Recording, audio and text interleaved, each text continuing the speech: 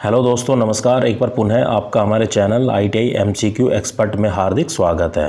साथियों, आज हम डिस्कस करेंगे ITI के ट्रेड फिटर फर्स्ट ईयर का प्रीवियस ईयर क्वेश्चन पेपर। जैसा कि आपको देखने से पता चल रहा है कि यह फिटर फर्स्ट ईयर का प्रीवियस ईयर क्वेश्चन पेपर है, जो कि अगस्त 2024 में पूछा गया है।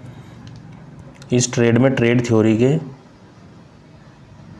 38 questions, workshop calculation and science के 6 क्वेश्चंस, इंजीनियरिंग ड्राइंग के 6 क्वेश्चंस और एम्प्लॉयबिलिटी स्किल्स के 25 क्वेश्चंस आपके ITI के CBT एग्ज़ाम में क्वेश्चंस पूछे जाते हैं। तो साथियों, टोटल 75 क्वेश्चंस आपके एग्ज़ाम में पूछे जाएंगे, जिसमें प्रत्येक क्वेश्चन है वो 2 अंक या 2 मार्क्स का रहेगा। इसके अलावा अगर आप इस ट्रेड से रिलेटेड किसी अन्य कॉम्पिटिटिव एग्ज़ाम या किसी एंट्रेंस एग्ज़ाम की तैयारी कर रहे हैं, तब भी हैं प्रीवियस ईयर क्वेश्चन पेपर आपके लिए काफ़ी हेल्पफुल है। क्योंकि ट्रेड थ्योरी को आपने बुक से चाहे कितनी बारी क्यों ना पढ़ लिया हो, लेकिन जब तक आप MCQ क्वेश्चंस या प्रीवियस ईयर क्वेश्चन पेपर नहीं लगा लेते, तब तक आपको यह आइडिया नहीं लगता है कि एग्ज़ाम में कैसे और किस तरीके से क्वेश्चन पूछे जाते हैं, और इनके अकॉर्डिंग आप अपनी आगामी परीक्षा की तैयारी कर सकते हैं। और साथियों, अगर आप पहली बार मेरे चैनल पे आए या अभी तक आपने मेरे चैनल को सब्सक्राइब नहीं किया, तो प्लीज़ सब्सक्राइब करें तथा बेल आइकन पर क्लिक कर नोटिफिकेशन को ऑन कर ले, ताकि जब भी मैं कोई नया वीडियो डालूँ तो नोटिफिकेशन आप तक जल्द से जल्द पहुंच जाए। इसके अलावा अगर आप इस ट्रेड से रिलेटेड और वीडियो देखना चाहते हैं, तो आप मेरे चैनल की प्लेलिस्ट में जाकर ITI फिटर के फोल्डर में जाकर आप इस ट्रेड की सभी वीडियो को वहां पर प्राप्त कर सकते हैं। तो चलिए, बिना किसी देरी के आज की वीडियो को हम शुरू करते हैं। तो आज का हमारा फर्स्ट क्वेश्चन है, what is the function of the lathe bed. Lathe bed का जो मुख्य कार्य है वो क्या है। तो आपने देखा होगा कि लेथ मशीन आपने देखी होगी अपनी वर्कशॉप में, एक उसका हेड स्टॉक होता है, एक टेल स्टॉक होता है, और बीच का जो पोर्शन होता है उस पर हम क्या है कि टूल पोस्ट जो होता है, टूल को स्लाइड करने के काम में आता है। तो टू प्रोवाइड द स्लाइड वे प्रदान करने के लिए लेथ बेड वो दिया जाता है। तो राइट आंसर हो गया हमारा option A. Next question is, what is the formula of the gear ratio for thread cutting on a lathe. Lathe पर थ्रेड कटिंग के लिए गियर अनुपात का जो सूत्र है वो क्या होता है। तो ये होता है DR, जैसे एक होता है जैसे पावर ट्रांसमिशन करते हैं एक स्थान से दूसरे स्थान पर, जैसे ड्राइवर और ड्रिवन। तो इसी तरीके से ये DR हो गया ड्राइवर और DN हो गया ड्रिवन। TPI हो गया थ्रेड पर इंच। तो TPI on the thread screw divide by TPI to be cut. तो ये फॉर्मूला होता है driver to the driven is the ratio of TPI on thread screw to the TPI to be cut. तो right answer हो गया हमारा option C. तो TPI stand for threads पर इंच, और DR स्टैंड फॉर ड्राइवर, और DN stand for driven. तो जैसे पावर ड्राइवर से ड्रिवन पर ट्रांसफ़र की जाती है, इस तरीके से ये एक तरीके से जैसे आपने बेल्ट और पुली सिस्टम में देखा होगा कि तो पावर को हम ट्रांसमिट करते हैं एक स्थान से दूसरे स्थान पर, driver to the driven. Next question is, what is the pressure maintain in acetylene cylinder. जो एसिटिलीन सिलेंडर में जो प्रेशर है वो कितना रखा जाता है। तो आपने देखा होगा कि जब भी हम वेल्डिंग प्रक्रिया करते हैं तो ऑक्सी एसिटिलीन वेल्डिंग जो करते हैं उसमें क्या है कि ऑक्सीजन गैस यूज़ की जाती है और एसिटिलीन गैस यूज़ की जाती है। तो ऑक्सीजन गैस का जो फॉर्मूला होता है वो होता है O2, और एसिटिलीन गैस का जो फॉर्मूला होता है वो होता है C2H2। कई बार एग्जाम में आपसे पूछा जा सकता है। इसी तरीके से ये पूछा जा सकता है कि इनका जो सिलेंडर का जो कलर होता है वो कैसा होता है। तो ऑक्सीजन गैस का जो सिलेंडर का जो कलर होता है वो ब्लैक होता है या फिर काला होता है, और एसिटिलीन गैस का सिलेंडर का जो कलर होता है वो होता है मैरून कलर। तो ये भी बहुत से एग्जाम में आपसे पूछा जा सकता है। तो ये कह रहा है कि जो ऑक्सीजन एसिटिलीन गैस का जो सिलेंडर होता है उसका जो प्रेशर है वो कितना मेंटेन किया जाता है। तो ये रखते हैं हम 15 kg पर सेंटीमीटर स्क्वायर। तो राइट आंसर हो जाएगा हमारा ऑप्शन ए।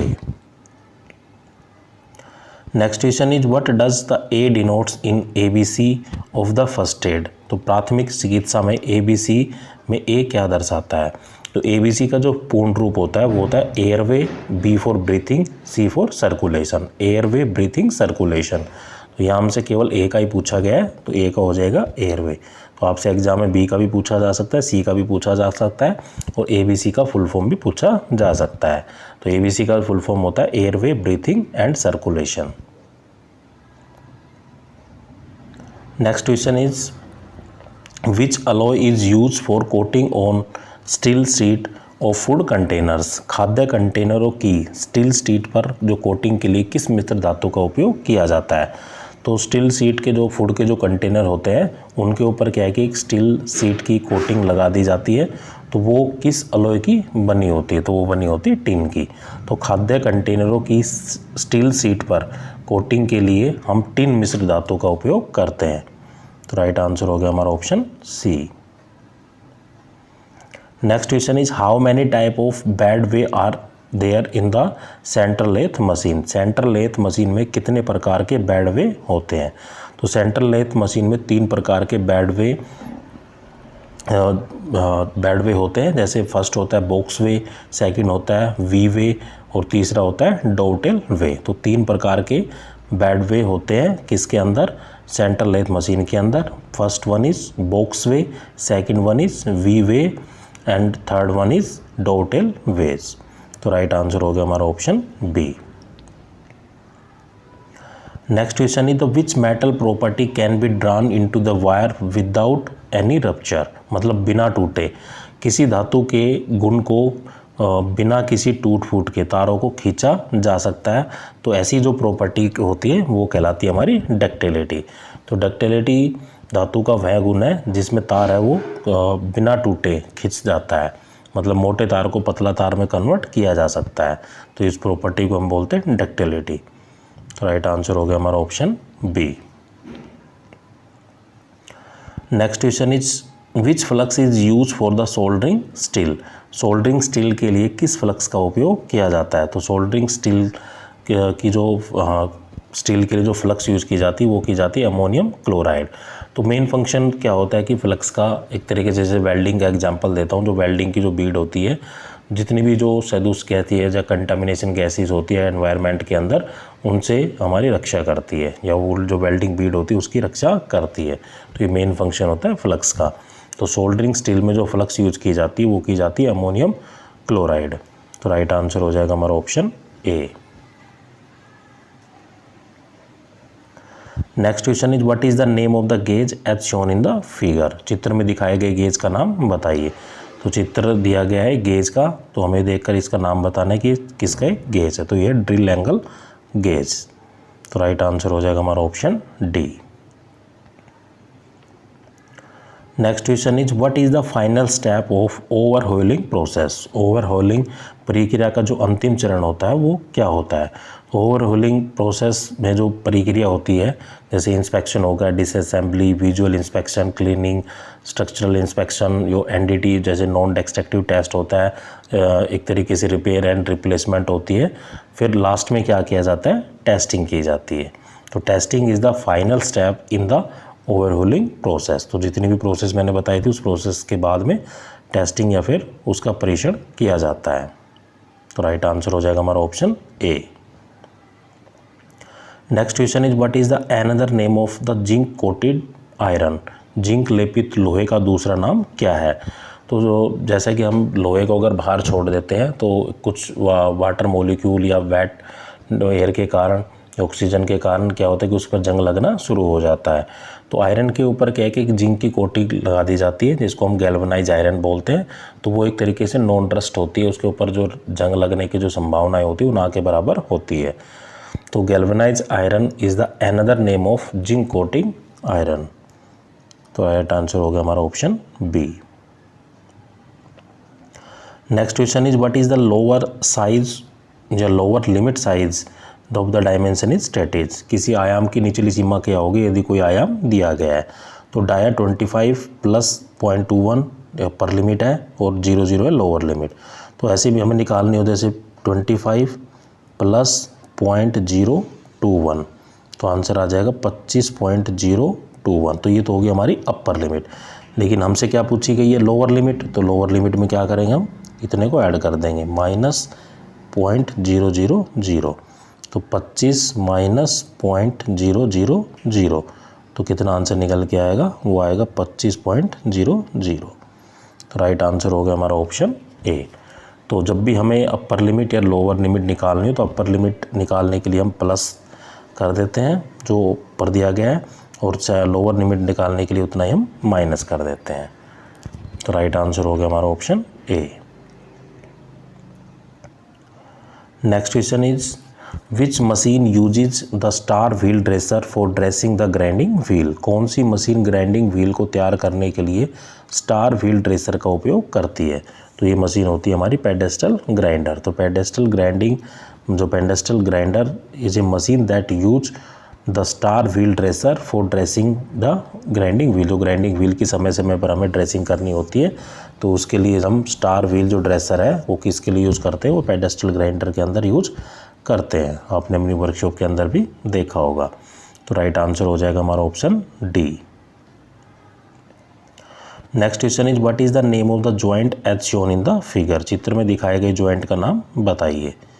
तो चित्र में आप देख पा रहे हैं तो इस तरह का जो जॉइंट है ये हमारा कौन सा जॉइंट है, ये है डबल ग्रूव सीम जॉइंट। तो राइट आंसर हो जाएगा हमारा option C. Next question is what is the first step in autonomous maintenance. स्वायत्त रखरखाव का जो पहला चरण है वो क्या है। मान लो किसी भी मशीन पर कोई ऑपरेटर कार्यरत है तो ऐसा नहीं है कि मान लो उसको कोई भी समस्या आई, वो इलेक्ट्रिकल मेंटेनेंस या मैकेनिकल मेंटेनेंस के जो मेंटेनेंस में क्या कहीं दो प्रकार के मेंटेनेंस होता है, एक इलेक्ट्रिकल मेंटेनेंस एक मैकेनिकल मेंटेनेंस। अब मान लो ऑपरेटर की मशीन में कोई समस्या आई, अब मुझे ये नहीं पता है कि मतलब इलेक्ट्रिकल की प्रॉब्लम है या मैकेनिकल प्रॉब्लम है। अब हो सकता है वो दोनों को बुला लाए तो उससे क्या है कि कंपनी का टाइम भी ख़राब होगा और प्रोडक्शन भी कम आएगी। तो अगर वो छोटी मोटी जो प्रॉब्लम आती है मशीन के अंदर, क्योंकि वो रेगुलरली ऑपरेट कर रहा है तो उसको समस्या भी पता रहती है कि मशीन के अंदर क्या क्या समस्या आती है। अगर वो छोटी मोटी समस्या को खुद से कर लेता है, सॉल्व आउट कर लेता है तो उससे प्रोडक्शन में भी हेल्प मिलती है और टाइम भी कम खर्च होता है। तो अगर वो ऑपरेटर को उसकी नॉलेज है, मतलब अगर नॉलेज है तो ही कर पाएगा। तो हमें क्या करना है कि एक तरीके से जो ऑपरेटर की नॉलेज को अपग्रेड करना है, ज्ञान को उसको बढ़ाना है, ताकि वो कोई भी समस्या मशीन के अंदर आती है तो वो स्वयं ही सॉल्व आउट कर ले। तो राइट आंसर हो जाएगा हमारा ऑप्शन ए। तो इंक्रीज द ऑपरेटर नॉलेज, हमें ऑपरेटर का ज्ञान बढ़ाना पड़ेगा अगर हमें ऑटोनोमस मेंटेनेंस चाहिए। That is the first step, ये पहला चरण होता है। Next question is which safety step is necessary to be follow while working on the lathe. Lathe पर कार्य करते समय कौन से सुरक्षा कदम का हमें पालन करना चाहिए। तो जब भी हम लेथ के ऊपर मान लो एक तरीके से हम टर्निंग ऑपरेशन कर रहे हैं तो ऐसा नहीं है कि मशीन के ऊपर हमने एकदम ही फीड को दे दिया, एकदम टूल को आगे कर दिया या डेप्थ ऑफ कट ज़्यादा लगा दिया, तो उससे क्या है कि वर्क पीस भी हमारा डैमेज हो सकता है, टूल भी डैमेज हो सकता है। तो एक बार जो हमने डिसाइड कर लिया कि हमें टर्निंग ऑपरेशन करने की वन टाइम हमें कितना मटेरियल टूल के ऊपर से या वर्क पीस के ऊपर से रिमूव करना है, तो बाद में हमें कोई एडजस्टमेंट उसके अंदर नहीं करनी है। So do not make any adjustment during the working. तो कार्य करते समय जो कोई ऑपरेशन चल रही है तो उसके बीच में हमें कोई छेड़ाछाड़ी नहीं करनी है। तो राइट आंसर हो गया हमारा option D. Next question is why zinc alloy is use for the coating of the roofing seats. छत की चादरों की कोटिंग के लिए जिंक मिश्र धातु का उपयोग क्यों किया जाता है। तो छत की चादरों की जो कोटिंग के लिए जो जिंक मिश्र धातु का जो उपयोग इसलिए किया जाता है due to the non corrosion resistance, ताकि उसके ऊपर जंग ना लगे। क्योंकि लोहे के ऊपर क्या होता है कि जंग लग जाता है तो उसके ऊपर एक जीआई या गैल्वेनाइज आयरन जिसे हम बोलते हैं कि उसके ऊपर एक जिंक की कोटिंग लगा दी जाती है, तो उसके ऊपर जो जंग लगना या रस्ट लगना की जो संभावना है वो कम हो जाती है। तो राइट आंसर हो गया हमारा option C. Next question is what is the name of the specification mark as X in the given figure. तो चित्र में दिखाए गए एक्स में जो चिन्हित या निर्देशित भाग का हमें नाम बताना है कि वो क्या है। तो ये कि हमारी एक लेथ मशीन है। जैसा कि आप जानते हैं कि लेथ मशीन में एक हेड स्ट्रोक होता है, एक टेल स्ट्रोक होता है। तो टेल स्ट्रोक और हेड स्ट्रोक के बीच की जो दूरी होती है वो हमारी कहलाती है एक तरीके से लेंथ बिटवीन द सेंटर्स, या केंद्र के बीच की लंबाई। तो राइट आंसर हो गया हमारा ऑप्शन बी।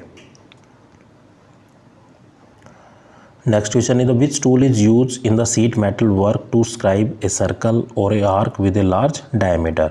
सीट मेटल में किस उपकरण का उपयोग एक बड़े व्यास के एक सर्कल को या चाप बनाने के लिए किया जाता है।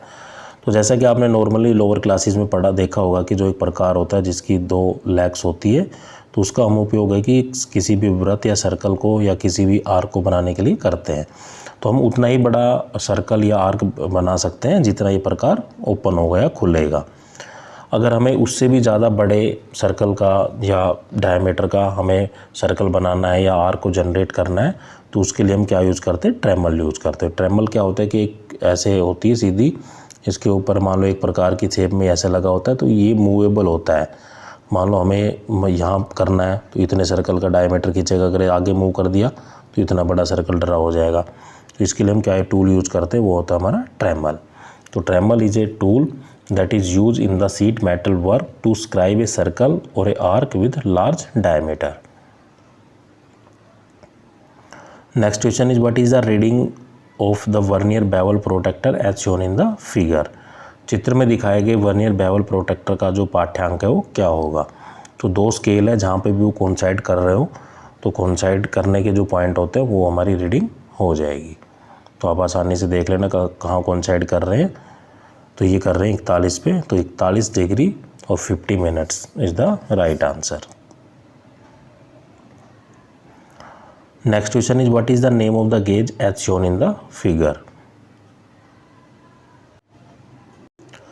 तो चित्र में दिखाए गए गेज का नाम बताना है। तो जो चित्र में दिखाए गए गेज है ये हमारे रेडियस गेज है। राइट आंसर हो गया हमारा ऑप्शन सी। तो रेडियस गेज को हम फिलेट गेज के नाम से भी जानते हैं और एक ऐसा टूल है जिसका उपयोग हमें किसी भी ऑब्जेक्ट का रेडियस फाइंड आउट करने के लिए किया जाता है। तो radius gauge is also known as the fillet gauge and it is a tool that is use to measure the radius of the object. मतलब किसी भी ऑब्जेक्ट की हमें त्रिज्या या फिर रेडियस फाइंड आउट करना तो इस टूल का हम उपयोग करते हैं, रेडियस गेज या फिर फिलेट गेज का। Next question is the which inorganic flux is use in the soldering of the stainless steel metal. Stainless steel धातु को टाका लगाने के लिए किस अकार्बनिक फ्लक्स की उपयोग किया जाता है। तो ये जो फ्लक्स हम यूज़ करते हैं ये होती है हमारी फॉस्फोरिक एसिड। तो phosphoric acid is a inorganic flux that is use in the soldering of stainless steel metal. तो राइट आंसर हो गया हमारा option B. Next question is what is the name of the angular measuring instrument as shown in the figure. चित्र में दिखाए गए कोणीय मापन यंत्र का नाम बताइए। तो जैसा कि आप चित्र में देख पा रहे हैं तो इस टूल का जो नाम है वो है यूनिवर्सल बेवल गेज। तो राइट आंसर हो जाएगा हमारा option D. Next question is the which process breaks down the material into the organic compounds that are use as manure. कौन सी प्रक्रिया सामग्री को कार्बनिक यौगों से जोड़ देती है जिसका उपयोग खाद के रूप में किया जाता है।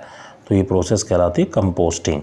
तो composting is a process that break down the material into the organic compound and that is use as a manure. तो राइट आंसर होगा हमारा ऑप्शन डी। मतलब खाद को एक तरीके से गलाया चढ़ाया जाता है, कंपोस्ट करना। Next question is how can a wide range of depth is measure using the depth micrometer. Depth micrometer का उपयोग करके गहराई की वितरित श्रृंखला को कैसे मापा जा सकता है। जो डेप्थ माइक्रोमीटर है अगर वो हमें और गहराई तक मापना है, जितना मान लो उसकी एक तरीके की जो आगे की जो अनविल है, अगर अनविल के आगे दूसरा हम एक एक्सटेंशन रोड को यूज़ कर सकते हैं अगर वो गहराई ज़्यादा है, तो इसलिए हम एक्सटेंशन रोड का उपयोग करते हैं। तो extension rod can be use to mainly wide range of depth to be measure using the depth micrometer. तो डेप्थ माइक्रोमीटर होता है उससे हम गहराई को मापते हैं, लेकिन हो सकता है कि वो और ज़्यादा गहरा हो तो उसके आगे हम एक्सटेंशन रोड ऐड कर देंगे, फिर हम आसानी से फाइंड आउट कर सकते हैं कि वो कितनी गहराई है with the help of the depth micrometer. तो हम किसका उपयोग करते हैं, हम एक्सटेंशन रोड का उपयोग करते हैं। तो राइट आंसर हो जाएगा हमारा option D. Next question is the which sheet metal has better appearance than other material. कौन सी सीट धातु अन्य धातु की तुलना में बेहतर दिखती है। तो ये दिखती है कॉपर की।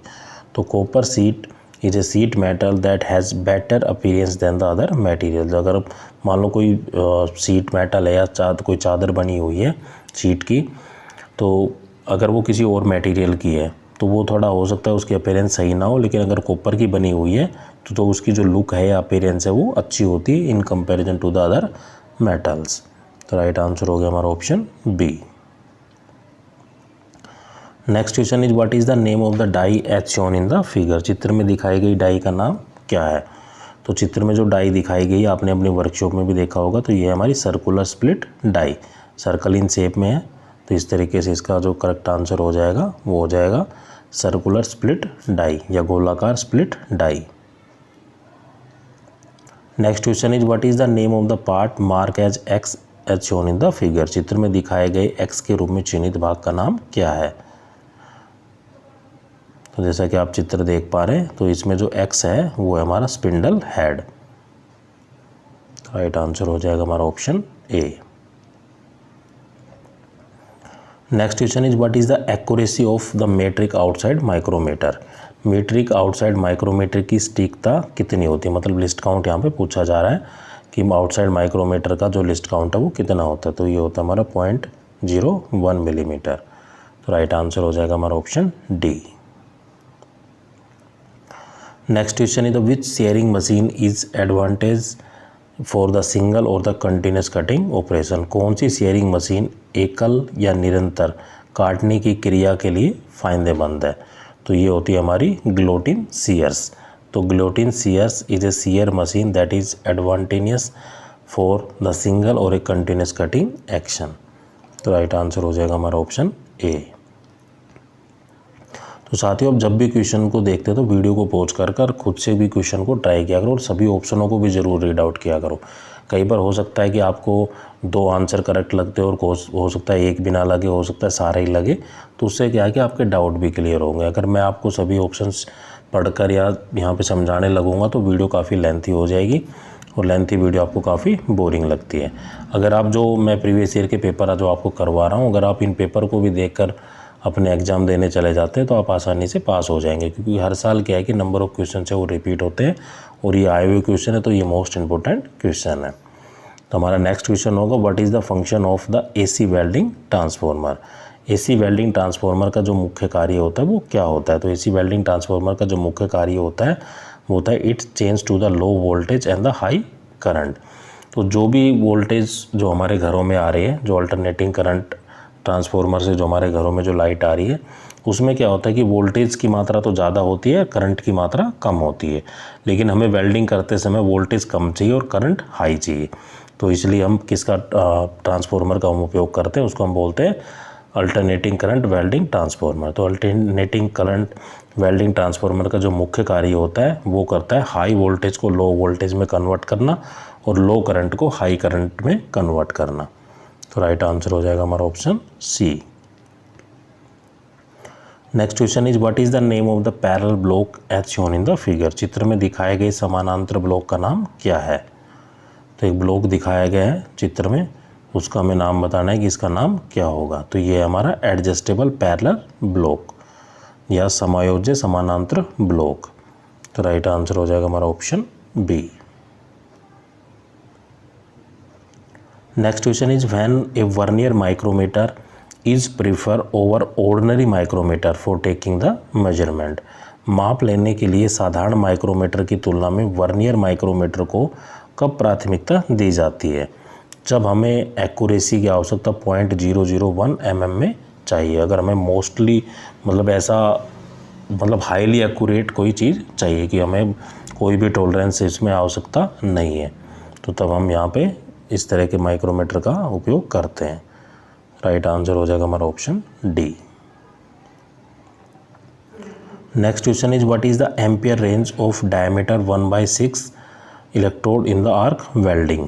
तो आर्क वेल्डिंग में अगर जो डायमीटर है 1/6 16 इलेक्ट्रोड के लिए जो एम्पियर रेंज है वो क्या रखी जाती है। तो एक स्टैंडर्ड डाटा होता है कि किस डाया के लिए हम किस तरह की इलेक्ट्रोड यूज करते हैं या कितना करंट रखा जाता है। तो इस तरीके से हम रखेंगे 20 से 40 एम्पियर। तो करंट की मात्रा को रखेंगे 20 से 40 एम्पियर। तो राइट आंसर हो जाएगा हमारा option D. Next question is what is soft skill. Soft skill क्या है। सॉफ्ट स्किल से मतलब है कि टीम वर्क।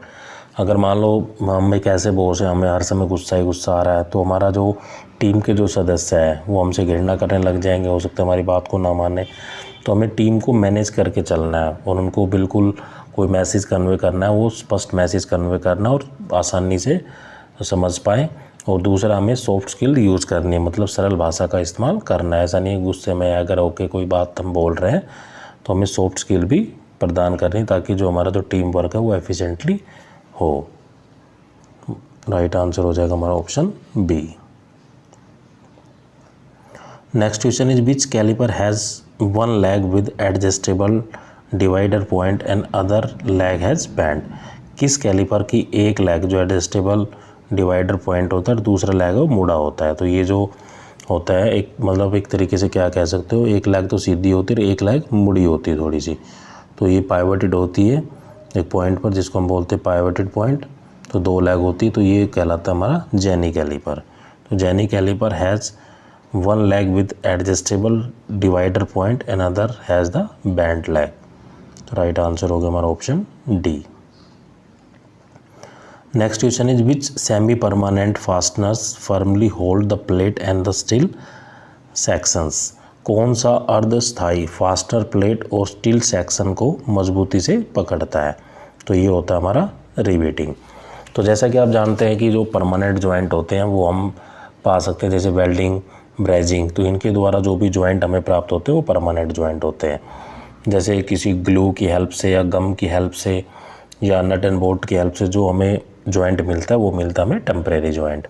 और सेमी परमानेंट जो जॉइंट मिलता है वो हमें मिलता है रिवेटिंग से। तो रिवेटिंग एक सेमी परमानेंट जॉइंट है जिसके द्वारा हम 2 पीसों को आपस में जोड़ सकते हैं। तो राइट आंसर हो जाएगा हमारा option A. Next question is which metal cutting saw is use for cutting the different profile. अलग अलग प्रोफाइल को काटने के लिए किस मेटल कटिंग सा या किस आरे का उपयोग किया जाता है। तो ये होती है कंटूर बैंड सा। तो अलग अलग प्रोफाइल को काटने के लिए हम कंटूर बैंड सा का इस्तेमाल करते हैं या उपयोग करते हैं। तो राइट आंसर हो जाएगा हमारा ऑप्शन सी। तो साथियों ये थे 38 क्वेश्चंस हमारे ट्रेड थ्योरी के। अब जो 6 क्वेश्चंस आएंगे वो आएंगे हमारे वर्कशॉप कैलकुलेशन एंड साइंस के। तो वर्कशॉप कैलकुलेशन साइंस का हमारा फर्स्ट क्वेश्चन है what is known for the temperature at which any solid melt into the liquid. किस तापमान पर कोई ठोस द्रव अवस्था में बदलता है। तो ये तापमान उस टेम्परेचर को हम बोलते हैं मेल्टिंग पॉइंट। तो melting point is a temperature at which the solid melts into the liquid. जो ठोस है वो लिक्विड में बदल जाता है। जैसे बर्फ़ है वो पानी बन जाती है तो उसको हम बोलते हैं मेल्टिंग पॉइंट या फिर गलनांक। तो राइट आंसर हो गया हमारा option C. Next question is how many millimeter are there in 1 inch. 1 inch में कितने मिलीमीटर होते हैं। तो एक स्टैंडर्ड डाटा है, इसको हमें याद ही करना होता है, मेमोराइज ही करना होता है। जैसे 1 मीटर में 100 सेंटीमीटर होते हैं, 1 मिलीमीटर में 1000 मिलीमीटर होते हैं। इसी तरीके से जैसे 1 सेंटीमीटर में 10 मिलीमीटर होते हैं तो 1 इंच में कितने होते हैं 25.4 मिलीमीटर। तो राइट आंसर हो जाएगा हमारा option D. Next question is what are the 2 classification of system of the unit. इकाइयों की प्रणाली के 2 प्रकार कौन से हैं। तो इकाइयों की प्रणाली के जो 2 प्रकार होते हैं वो होता है एक हमारा फंडामेंटल सिस्टम और सेकंड होता है ड्राइव्ड सिस्टम। तो राइट आंसर हो जाएगा हमारा option A. Next question is what is the flow of electrons in any conductor. किसी कंडक्टर में जो इलेक्ट्रॉनों का जो प्रभाव है वो क्या कहलाता है। तो flow of electron is in any conductor that is known as current या फिर धारा। And the direction of the current is reverse to the direction of the electron. मतलब direction of the flow of the current is opposite to the direction of the flow of electron. जिस तरफ electron बह रहे हैं उसके opposite दिशा में, उसकी विपरीत दिशा में करंट बहता है। तो राइट आंसर हो जाएगा हमारा option B. Next question is what is the unit of current. धारा की इकाई क्या है। तो करंट को हम किस में मेजर करते हैं, एम्पियर में। तो राइट आंसर हो जाएगा हमारा ऑप्शन डी। जैसे पावर को करते हैं वाट में, रेजिस्टेंस को करते हैं ओम में और वोल्टेज को करते हैं वोल्ट में। तो ये भी एग्जाम में आपसे पूछे जा सकते हैं। Next question is what is the value of the tan 45 if the sin 45 is 1/√2। यदि tan 45 का मान हमें फाइंड आउट करना है अगर sin 45 1/√2 दिया गया है। तो एक स्टैंडर्ड टेबल भी होती है जैसे sin 0 0 होता है, sin 30 1/2, sin 45 1/√2, sin 60 √3/2 और sin जो 90 होता है वो 1 होता है। इसी तरीके से जैसे cos 0 1 होता है, cos 30 √3/2 होता है, कोस 45 1/√2 होता है, और कोस 60 हो जाएगा 1/2, और कोस 90 हो जाएगा 0। और टेंजेंट क्या होता है कि साइन बाई कोस होता है। इसी तरीके से हम टेन की वैल्यू निकाल लेते हैं। जैसे मैंने आपको अभी बताया था कि जो साइन थीटा की वैल्यू कितनी होती है 1/√2, और कोस थीटा भी कितना होता है 1/√2। तो टेन थीटा जब निकालेंगे कि टेन का क्या फार्मूला होता है, टेन थीटा होता है sine theta by cos theta. तो ये इसकी वैल्यू इससे करेंगे तो क्रॉस आउट हो जाए तो कितने निकल के आएगी, वो आएगी 1। इसके और भी निकालने के तरीके हैं, जैसे हम लाल बटे काका करते हैं कि हमें क्या क्या दिया गया है, जैसे लंब और कर्ण या आधार क्या चीज़ दी हुई है, उसके बाद पाइथागोरस थ्योरम लगाएंगे, तीसरी भुजा निकल के आ जाएगी, फिर हम आसानी से टेन थीटा को बता सकते हैं। या फिर दूसरा तरीका टेबल के द्वारा भी हम बता सकते हैं। तो ये थे 6 क्वेश्चन हमारे वर्कशॉप कैलकुलेशन एंड साइंस के। अब जो 6 क्वेश्चन आएंगे वो आएंगे हमारे इंजीनियरिंग ड्राइंग के। तो identify the conventional symbol of the material, सामग्री के पारंपरिक प्रतीक को पहचानें। तो जब भी हम किसी भी बड़ी बिल्डिंग या किसी कंपनी का कोई एक तरीके से हम कह सकते हैं डिज़ाइन कर रहे हैं या उसकी ड्राइंग शीट बना रहे हैं, तो उसके अंदर क्या है कि डिफरेंट मटेरियल यूज किए जाएंगे, तो वो ड्राइंग के अंदर दर्शाया जाएगा। मान लो उसके अंदर कहाँ पे लकड़ी यूज करनी, कहाँ पे गिलास, कहाँ पे कंक्रीट, कहाँ पे बहुत सी चीज़ें अलग अलग चीज़ें यूज करनी है। तो वो क्या है कि ड्राइंग के अंदर एक सिंबल की फॉर्म में बना दी जाती है। जब भी कोई दूसरा व्यक्ति उस ड्राइंग को पढ़ेगा तो आसानी से समझ जाएगा कि यहाँ पे क्या चीज़ें उसने यूज कर रखी है। ऐसा नहीं मान लो जहाँ पे हम लकड़ी यूज़ कर रहे हैं कि तो हम पेड़ बनाएंगे लकड़ी बनाएंगे, या ग्लास यूज़ कर रहे तो ग्लास को बनाएंगे, ऐसा कुछ नहीं। तो उसका एक सिंबल डिसाइडेड होता है, किस चीज़ के लिए ये सिंबल होता है, स्टैंडर्ड डाटा होता है ये।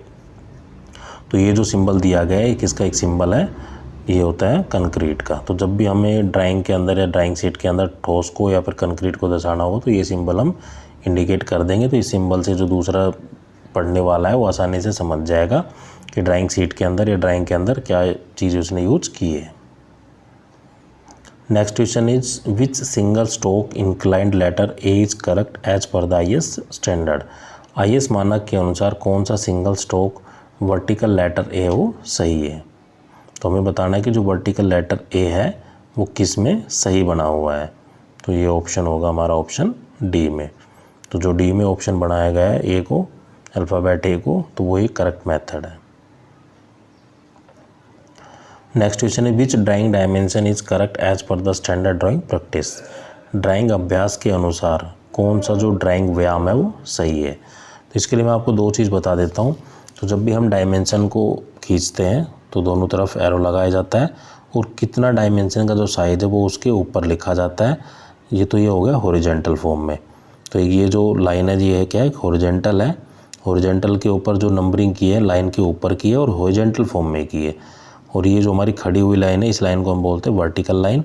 इसके ऊपर नंबरिंग है वो ऊपर होगी और वर्टिकल फॉर्म में होगी। मान लो इसका साइज़ 50 है तो मैंने 50 ऐसे लिखना है। तो ये दो चीज़ हमें याद करनी है।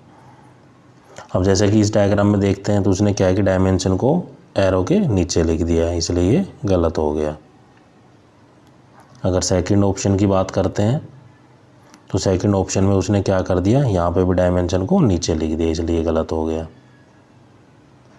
अगर सी ऑप्शन में बात करते हैं तो डायमेंशन को नीचे लिख दिया है और वर्टिकल डायमेंशन को हॉरिजॉन्टल फॉर्म में लिख दिया, इसलिए ये गलत हो गया।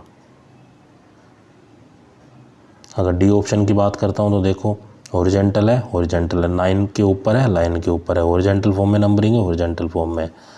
वर्टिकल लाइन है, लाइन के ऊपर ही उसका साइज़ लिखा हुआ है और वर्टिकल फॉर्म में ही लिखा हुआ है, इसलिए ये करेक्ट हो जाएगा। तो राइट आंसर होगा हमारा option D. Next question is identify the conventional symbol of the material. सामग्री के पारंपरिक प्रतीक की पहचान करिए।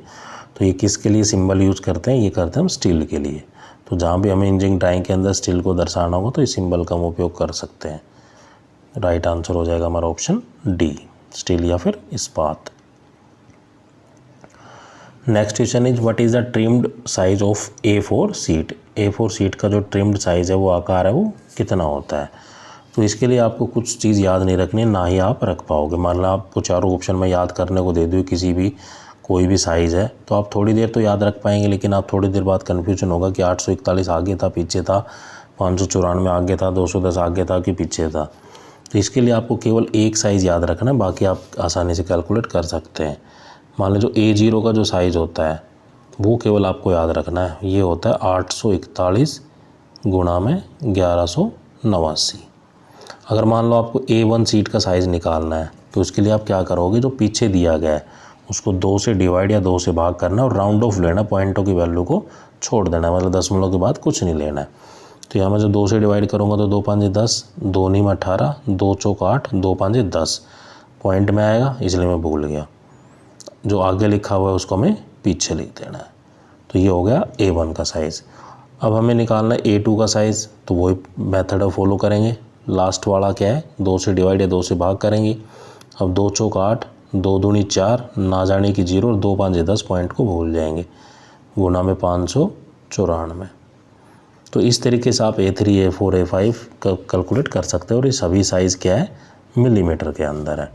तो आसानी से आपको केवल बस ये याद रखना है, बाकी आपको पीछे वालों को 2 से डिवाइड करते रहना है, राउंड ऑफ में लेना है और आगे वालों को पीछे लिखते हुए चलना है। किसी का भी साइज़ आप बता सकते हो और लंबे समय तक भी आप याद रख पाओगे। अगर याद करोगे तो टेबल को थोड़े समय तक याद रहेगी, लेकिन भूल जाओगे। तो जैसे ही हम कैलकुलेट करेंगे तो A4 का जो साइज़ है वो 210 गुना में 297 निकल कर आएगा। आप कैलकुलेट करना यही आएगा। Next question is identify the line B. Line B की पहचान करिए। तो जो लाइन बी दी गई है, जैसे कि आप चित्र में देख पा रहे हैं, तो ये हमारी क्या है, एक डायमेंशन लाइन है या फिर आयाम रेखा है। तो राइट आंसर हो गया हमारा ऑप्शन बी। तो साथियों ये थे हमारे 6 क्वेश्चन इंजीनियरिंग ड्राइंग के। अब जो क्वेश्चन आएंगे 25 क्वेश्चंस, ये आएंगे हमारे एम्प्लॉयबिलिटी स्किल्स के। तो एम्प्लॉयबिलिटी स्किल्स का हमारा फर्स्ट क्वेश्चन है, what is the comfort zone. Comfort zone क्या है? तो comfort zone is our familiar lifestyle and behaviour is our comfort zone. हमारी परिचित जीवन शैली और व्यवहार ही हमारा आराम क्षेत्र है। अगर हम कंफर्ट जो, मान लो हम एक तरीके से पढ़ाई कर रहे हैं लेकिन ऐश की लाइफ जी रहे हैं, कुछ ऐसे वैसा कर रहे हैं, तो अगर हम कंफर्ट में रहेंगे तो हमारी जो शिक्षा है वो पूरी नहीं हो पाएगी, हम जीवन में आगे नहीं बढ़ सकते। तो अगर हमें जो कंफर्ट जोन है उससे निकलकर बाहर आना होगा, तभी हम जीवन में सक्सेस हो सकते हैं। तो राइट आंसर हो गया हमारा option C. Next question is the information like date of birth, permanent address from a part of one that is mention in the resume. तो जन्म तिथि, स्थायी पते जैसे जानकारी रिज्यूमे में जो किसका एक हिस्सा होता है। जैसा कि आपने मान लो कहीं भी आप ग्रेजुएशन करने के बाद या ITI पॉलिटेक्निक या BTech करने के बाद, तो जब भी आप जॉब के लिए अप्लाई करते हैं तो आप एक CV या फिर कैरिकुलम विटाe या फिर रिज्यूम बनाते हैं। तो रिज्यूम के अंदर आप अपनी जन्म तिथि है या परमानेंट एड्रेस है, क्या आपके अचीवमेंट है, क्या क्वालिफिकेशन आपके पास है, तो ये सभी चीज़ें आप रिज्यूम या फिर CV के अंदर मेंशन करते हैं। तो ये जो हिस्सा है the information that the date of birth and permanent address, ये रिज्यूम के अंदर कहलाता है पर्सनल डिटेल या फिर व्यक्तिगत विवरण। तो राइट आंसर हो जाएगा हमारा option A. Next question is which one is not a storage device. इनमें से कौन सा एक स्टोरेज डिवाइस नहीं है, अकॉर्डिंग टू द ऑप्शन बात हो रही है। जैसे मेमोरी कार्ड है, मेमोरी कार्ड के अंदर हम डाटा को स्टोर कर सकते हैं, USB फ्लैश ड्राइव के अंदर या वीडियो टेप के अंदर, पेन ड्राइव के अंदर, हार्ड HDD होती है, हार्ड डिस्क ड्राइव है, उसके अंदर हम डेटा को स्टोर कर सकते हैं। लेकिन प्रिंटर के अंदर डेटा को स्टोर नहीं किया जाता है, ये केवल सॉफ्ट कॉपी को हार्ड कॉपी में कन्वर्ट करता है। तो राइट आंसर हो जाएगा हमारा option A. Next question is what is the time management. समय प्रबंधन या टाइम मैनेजमेंट क्या है? तो time management complete your task on time. समय प्रबंधन है कि अपना कार्य वो समय पर पूरा करें। अगर किसी भी कार्य या कोई हमें टास्क मिले, अगर उसको समय पर कर पा रहे हैं तो दैट इज़ हमने टाइम को मैनेज किया हुआ है। अगर हम किसी चीज़ को समय पर या किसी टास्क को समय पर कंप्लीट नहीं कर पा रहे तो हम टाइमली मैनेज नहीं है, हमें टाइम को मैनेज करने की आवश्यकता है। तो राइट आंसर होगा हमारा option A. Next question is what is the shortcut key for the copy command. Copy command के लिए शॉर्टकट की क्या है? तो किसी भी टेक्स्ट को हमें कॉपी करना है तो उसके लिए जो कमांड यूज़ की जाती है, शॉर्टकट की यूज़ की जाती है, वो होती है Ctrl+C। जैसे पेस्ट के लिए हम करते हैं Ctrl+V, कट के लिए करते हैं हम Ctrl+X और सेलेक्ट ऑल के लिए करते हैं Ctrl+A। तो एग्ज़ाम में क्या है कि आपसे Ctrl+X, A या V की भी पूछी जा सकती है। Next question is which one of the following is a good office etiquettes, निम्नलिखित में से कौन सा एक अच्छा कार्यालय शिष्टाचार है।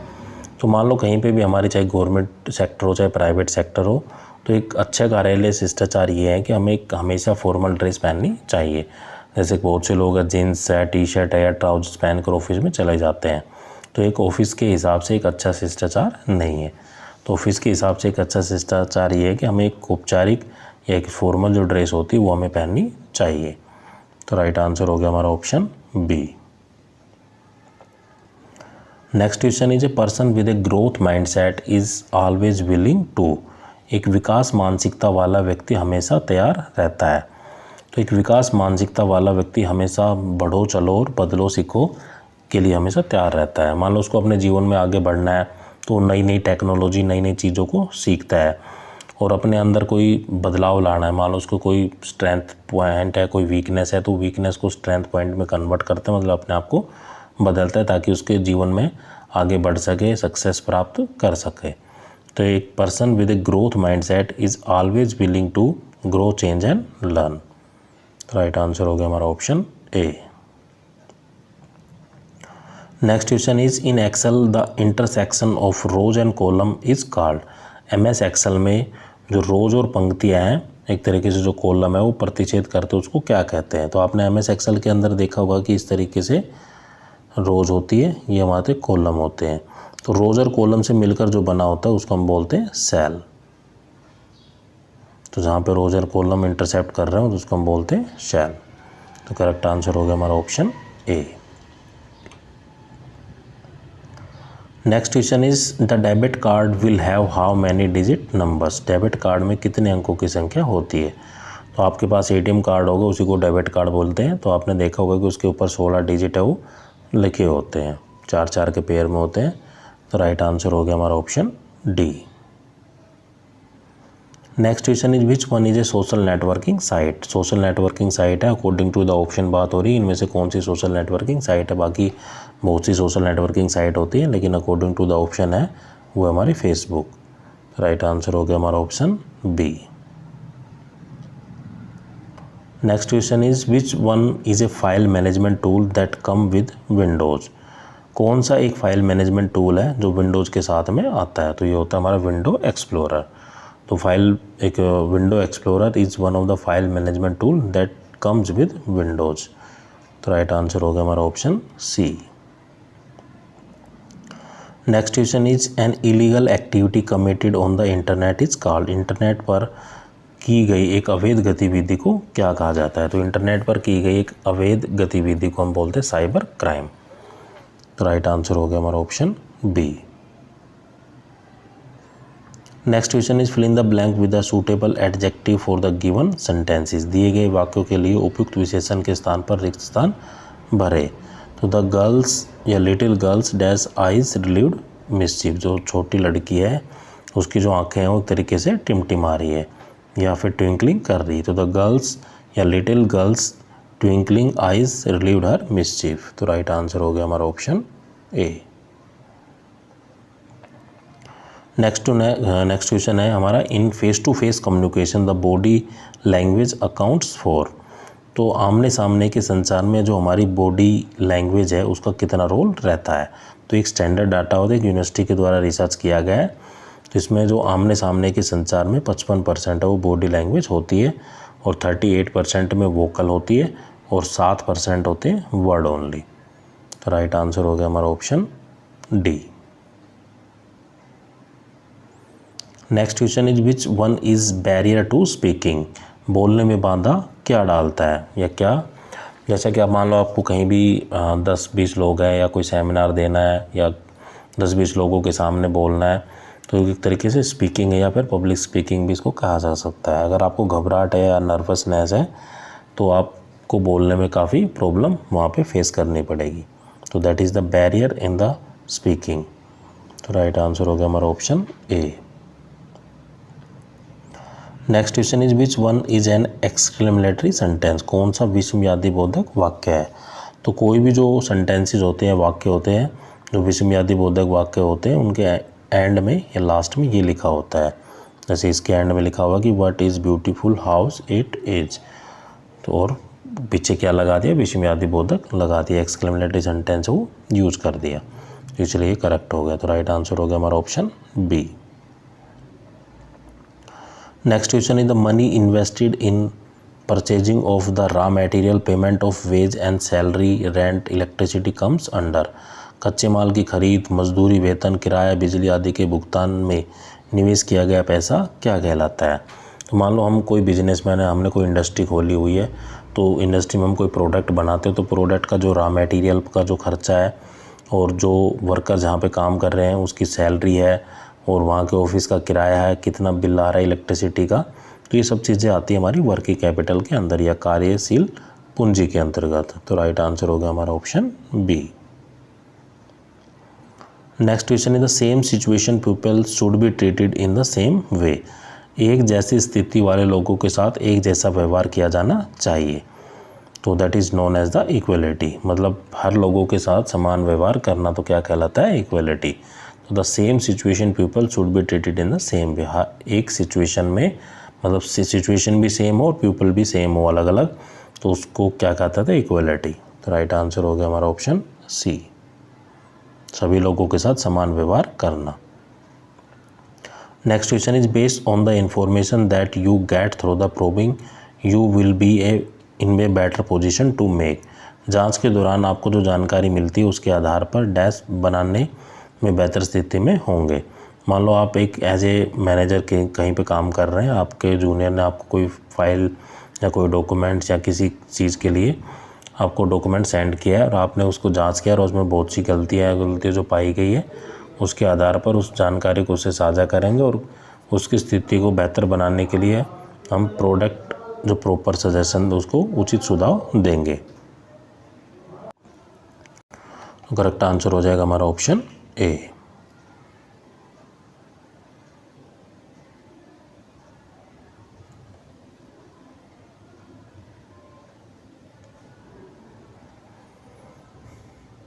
नेक्स्ट क्वेश्चन है हमारा, people from all religion and no religion are treated equally means. सभी धर्मों या किसी भी धर्म के लोगों के साथ समान व्यवहार नहीं किया जाना क्या कहलाता है। तो ये कहलाता है हमारा सेक्युलर कंट्री या धर्मनिरपेक्ष देश। तो ऐसा देश जहाँ पे सभी धर्मों या किसी भी धर्म के लोगों के साथ समान व्यवहार नहीं किया जाता, तो ऐसा बोलते हैं हम सेक्युलर कंट्री या फिर धर्मनिरपेक्ष देश। तो राइट आंसर हो जाएगा हमारा option A. Next question is the 4P of a good sales pitch are promise, picture, pitch and.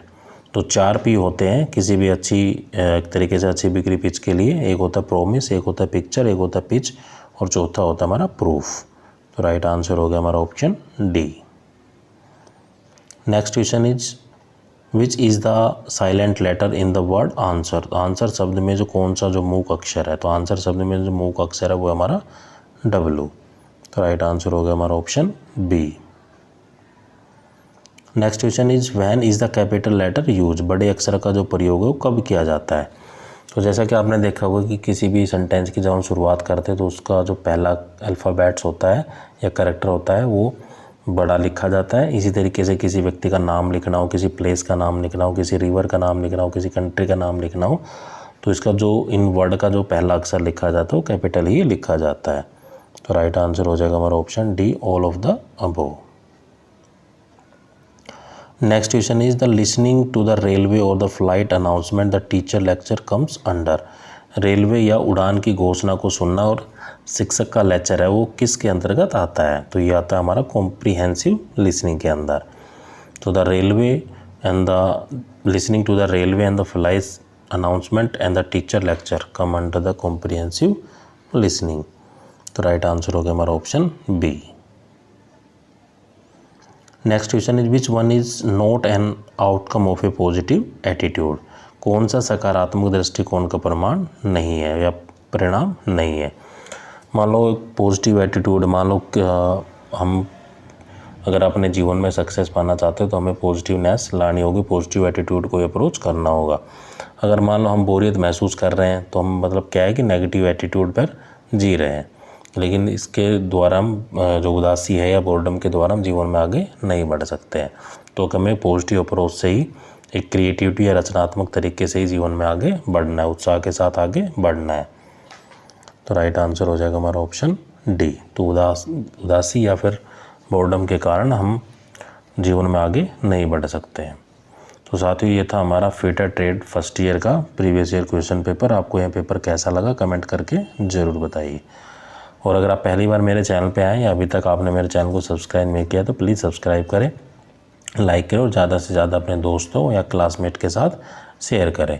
अगर आपका कोई डाउट कोई समस्या रहती है तो आप मुझे कमेंट करके या मेरे मेल आईडी से आप मुझे कांटेक्ट कर सकते हैं। और अगर आप पीडीएफ को डाउनलोड करना चाहते हैं तो मैंने डिस्क्रिप्शन में इसका लिंक दे दिया, आप वहाँ से डाउनलोड कर सकते हैं। Thank you. जय हिंद, जय भारत।